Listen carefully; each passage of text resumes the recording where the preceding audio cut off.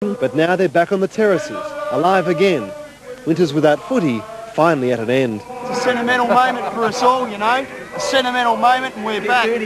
How's the feeling? Oh, it's very, you know, you feel it deep down in your heart. Seeing a name on the scoreboard is very important. Ushered off the Fitzroy players. The Fitzroy football team ceased to exist in 19... But Fitzroy, the club, continued. 1,100 financial members kept the faith. Amateur players wore the strip, and the club still had revenue through owning a pub. So when Coburg, in the Victorian Football League, needed a naming sponsor to keep them alive, Fitzroy's rebirth was confirmed.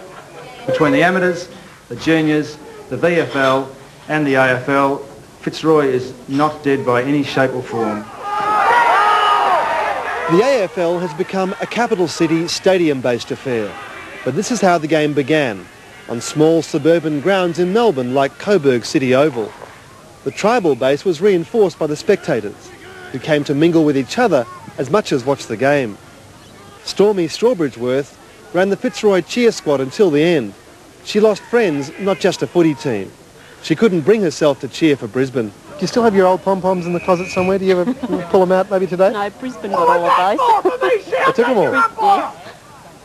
So, Well, that's memorabilia you can't replace, isn't it? yeah, and they got a lot of other memorabilia too. You're not even old enough to have seen their last premiership. No, no. The glory days of 44. No, but I've been to some funerals where they draped the flag over the coffin, and that was just... It shows you what all of Fitzroy supporters, you know, how they feel about the club. So it wasn't just football, it was like a big family. Many of the fans were lost to football altogether. Club historian Glenn Levins, whose great-grandfather played for the first Fitzroy side, was so shattered he left the country for a year, rather than switch to Brisbane. Once you're born a supporter of one team, in Melbourne at least, it's difficult to change. I mean, it's like changing your sex or something, isn't it? Yeah. Almost. Yeah, it's probably sort of like that because you're probably easier to change sex. You're brought up in suburban football as a kid, and all of a sudden football's not suburban anymore. It's Perth, it's Brisbane, it's Sydney, it's Adelaide. You know, and we played a few games a few years ago in Tassie, and you know, so football's all around the place now. So we're back to suburban footy now.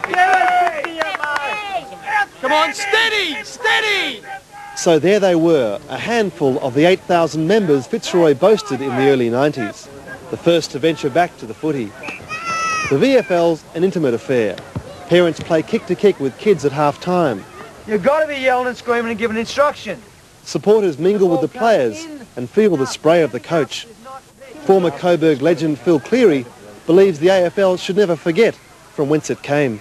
We've broken down the connection between barrackers and clubs, and the more you do that, the more you make the game precarious. It's a danger when you do that, you know, because then the clubs have got to compete in the end with soccer. Soccer is a big international game. This game used to be rooted in the suburbs, and the AFL's got a big job ahead of it.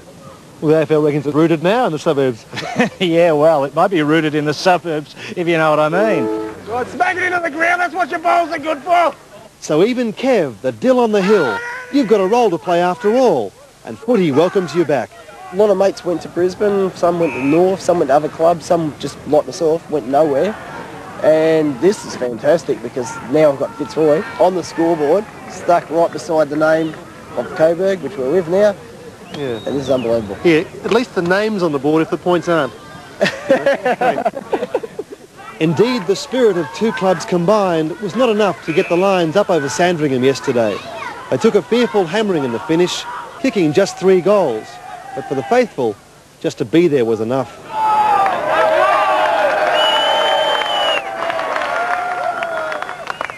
Good to see the supporters with smiles on their faces. Adam Shand with that report, and it's now 26 minutes past 7.